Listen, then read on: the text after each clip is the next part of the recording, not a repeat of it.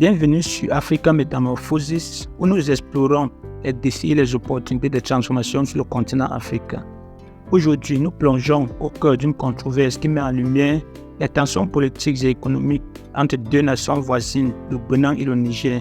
Au centre de cette saga se trouve le président béninois Patrice Talon, dont les actions ont suscité des critiques acerbes et soulevé des questions sur la solidarité africaine et le leadership régional.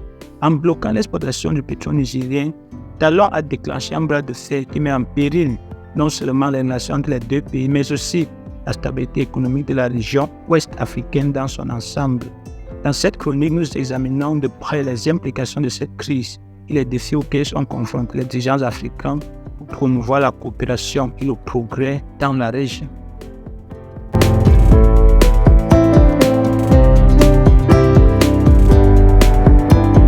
Dans cette saga de rivalités économiques et politiques entre le Bénin et le Niger, le président béninois Patrice Talon émerge comme un acteur central, mais pas nécessairement dans le rôle d'un leader solidaire ou bienveillant envers ses voisins africains.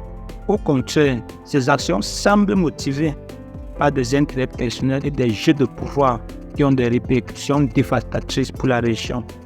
Le blocage du pétrole nigérien par le président Patrice Talon peut être interprété comme une manifestation flagrante de son désir de manipulation et de chantage politique. En utilisant les ressources naturelles du Niger comme levier, il cherche à contraindre Niamey à céder à ses demandes, en l'occurrence la réouverture de la frontière entre les deux pays. Cette activité rappelle davantage celle d'un maître chanteur que d'un leader soucieux du bien-être de ses concitoyens et de ses voisins.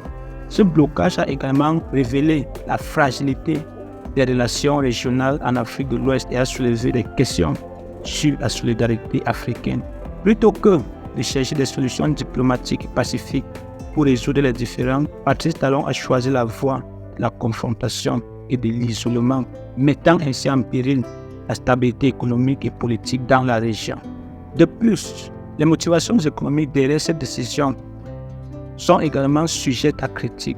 En privant le Niger de revenus essentiels provenant de ses exportations de pétrole, le président Talon nuit non seulement à l'économie de son voisin, mais également à celle de son propre pays.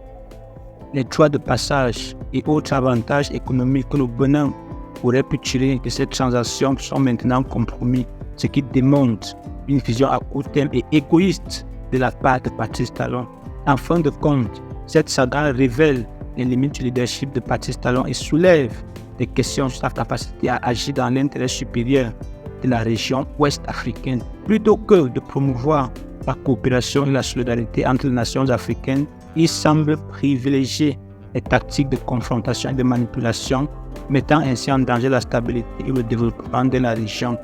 Pour que l'Afrique progresse véritablement, elle a besoin de dirigeants visionnaires et altruistes, prêts à mettre de côté leurs intérêts personnels pour le bien commun. Malheureusement, dans ce cas, Patrice Talon semble être à l'opposé de cette vision.